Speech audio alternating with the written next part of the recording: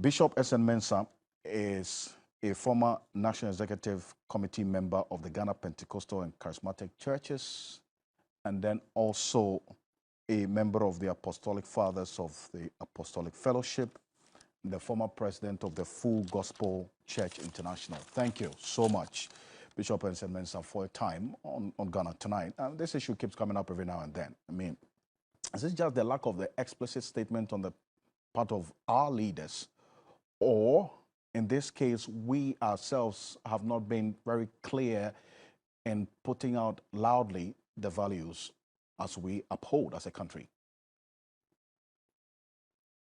Thank you very much, Alfred. I think, one, in the first place, we haven't declared our stand very well when it comes to our national values. In the first place, we don't seem to have a well-defined national values that really, you and I, if they should ask us, what are our basic 5 or 10 national values?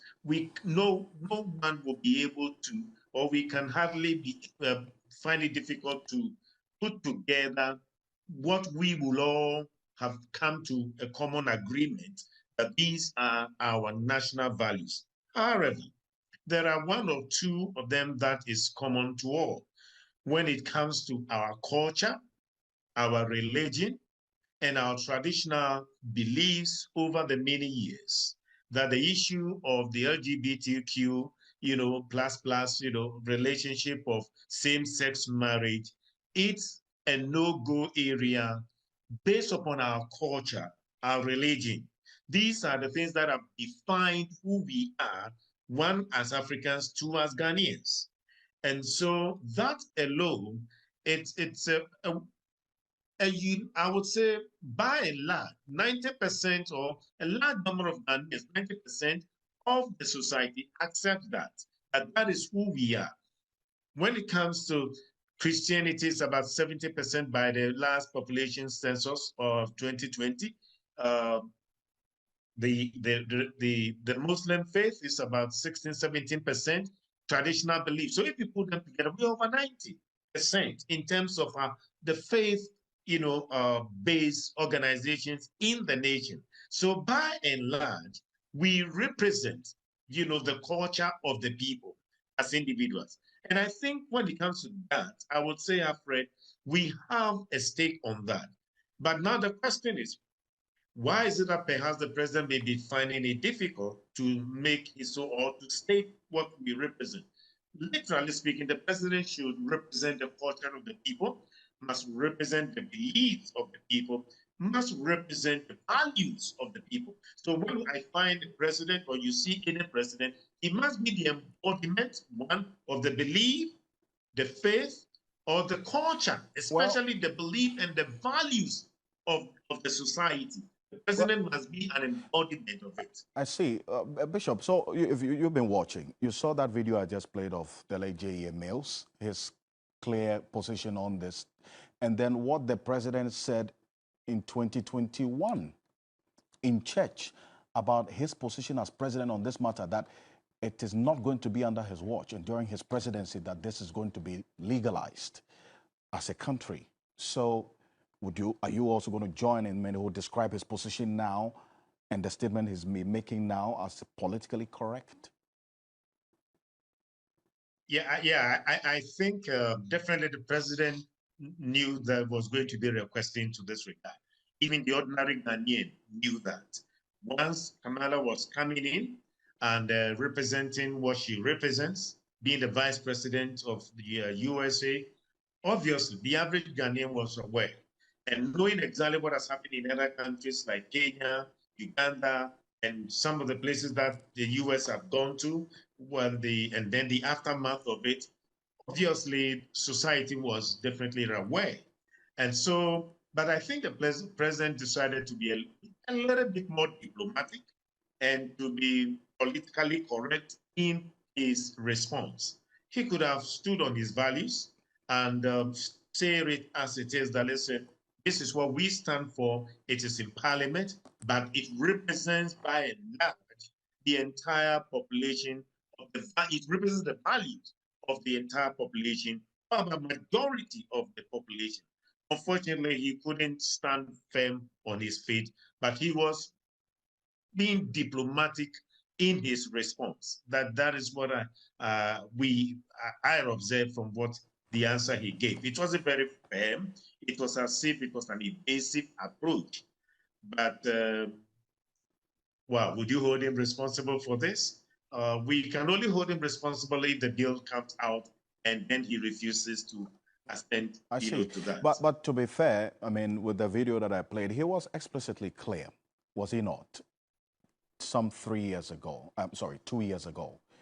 And then what he's saying now, would you also say is because of what's happening in Parliament?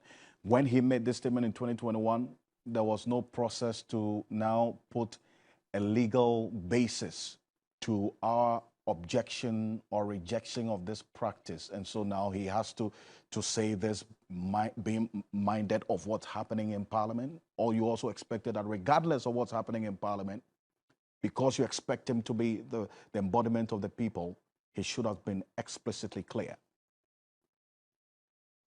Well, I think it's not a matter of Ghana is against it. He could express that people are governed by their values and their culture. Europeans have their culture, Americans have their culture and their values. And therefore, this is one of the values and the culture of our society. It is actually going through Parliament, and let's wait and see what, at the end of the day, Parliament is going to say on this subject. But as of now, majority of our society do not really entertain same-sex marriage. That is who we are. That is what we stand for. Beyond that, the president is a believer, a Christian. And so we will assume that he believes in that principle. I'm not talking of the polarized Christian concept, what we are saying in Europe, and some churches are promoting that. But for where we stand, he believes in these values also. So he could have expressed himself along that line. But wait, like I'm saying, he wanted to be diplomatic in the approach. And I think we should just accept it as it is now. And let's just see what Parliament is definitely going to do. Remember, Parliament don't represent themselves. They represent the aspirations and the values and the culture of the people.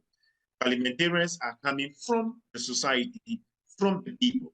And so they are not only riding on the ticket of their political parties, but they are also they are representing the people. And so the society is just going to see how they are going to handle this subject. In fact, you talk about Parliament being a representation of the people. Now, just take a quick recall on this. What the president said yesterday in response to that question, which you say it was inevitable, he had to answer. Take a look. The bill is going through the Parliament. It's going through the Parliament. The Attorney General has found it necessary to speak to the committee about it regarding the constitutionality or otherwise of several of its provisions, and the Parliament is dealing with it. At the end of the process, I will come in. But in the meantime, the Parliament is dealing with it. And I have no doubt that the Parliament of Ghana will show, as it's done in the past, first of all, its sensitivity to human rights issues, as well as to the feelings of our population, and will come out with a responsible response. So, you see, the president is clear on this. Now, the ball is in the court of Parliament. And in fact, the Speaker of Parliament has made it clear that, yeah, president should bear his boundaries as well in mind when he's making statements on this matter, because now it is within his court as the head of the legislative arm of government. What's your expectation of Parliament on this? Well, I think, like the president said, he's observing what Parliament is going to do. So we will all join the president not only to observe, but also to make our voices known and also share our thoughts through the various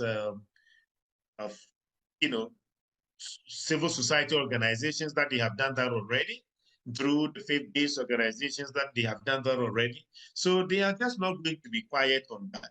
But whilst Parliament is debating, then they will also add their voice to encourage them that let's do what has to be done, but respect the rights of the people, whilst they consider the bill.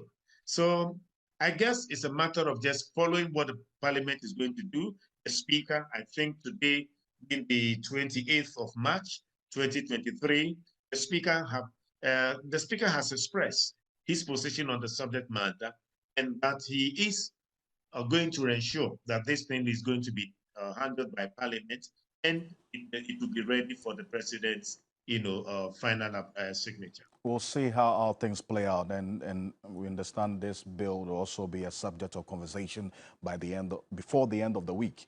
Thank you, Bishop S.N. Mensah. Thank you so much for your time on Ghana Tonight. A former executive member of the Ghana Pentecostal Council, and then also a member of the Apostolic Fathers of the Apostolic Fellowship, former president of the Full Gospel Church International, Bishop Samuel N. Mensah. Thank you.